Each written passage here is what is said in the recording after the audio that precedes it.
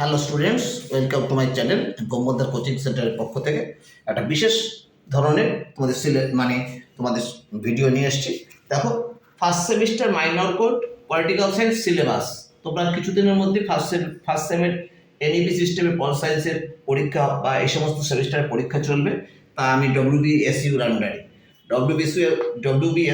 Minor code NEP system syllabus pol সায়েন্সের এই প্রশ্নগুলি পড়লে পরে তোমরা সমস্ত এই সিলেবাসটা যদি তোমরা এসে দেখে যাও, তাহলে তোমরা সমস্ত জিনিসটা বুঝতে পারবে এবং তোমরা সমস্ত প্রশ্ন উত্তর লিখতে পারবে।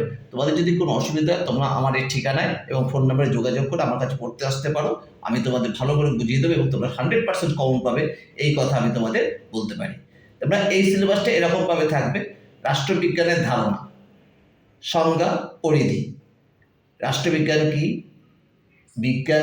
রাষ্ট্রবিজ্ঞান কি বিজ্ঞান? এর সাথে অর্থনীতি, ইতিহাস, সমাজবিজ্ঞানের সম্পর্ক। রাষ্ট্র সার্বভৌমত্ব থাকবে দ্বিতীয় চ্যাপ্টারে। এর মধ্যে রাষ্ট্রের সংজ্ঞা, উপাদান, সার্বভৌমত্ব, অস্টিনের তত্ত্ব, জন সার্বভৌমত্ব, রাষ্ট্র সমাজের পার্থক্য। তৃতীয় চ্যাপ্টারে থাকবে রাষ্ট্র নাগরিকত্ব, আইন কি, উৎস, স্বাধীনতা, আইন স্বাধীনতার সম্পর্ক, সাম্য স্বাধীনতার সম্পর্ক, নাগরিকতা অর্জন, অধিকার অধিকারের কর্তব্য সম্পর্ক। এছাড়া চতুর্থ অধ্যায় থাকবে গণতন্ত্র, মতবাদ ও গণতন্ত্রের সংজ্ঞা, প্রত্যক্ষ পরোক্ষ গণতন্ত্র, পার্থক্য, এদের মধ্যে পার্থক্য, গণতন্ত্রের সাফল্যের শর্ত, উদারনীতিবাদ, সার্বভৌমত্ব সম্পর্কে বহুত্ববাদী মতবাদ। এই হচ্ছে তোমাদের ফার্স্ট সেমিস্টারের পলিটিক্যাল সায়েন্সের সিলেবাস। এই প্রশ্নগুলো তো এখান থেকে আমরা সমস্ত কিছু করিয়ে দিই।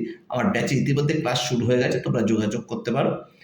আর তোমরা এই সমস্ত প্রশ্নগুলোর আমি ইম্পর্টেন্ট সাজেশন আবার দেবো।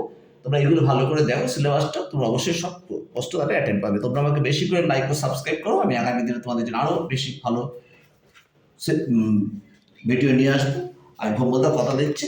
তোমাদের আজকে এই পর্যন্ত রইল। টাটা।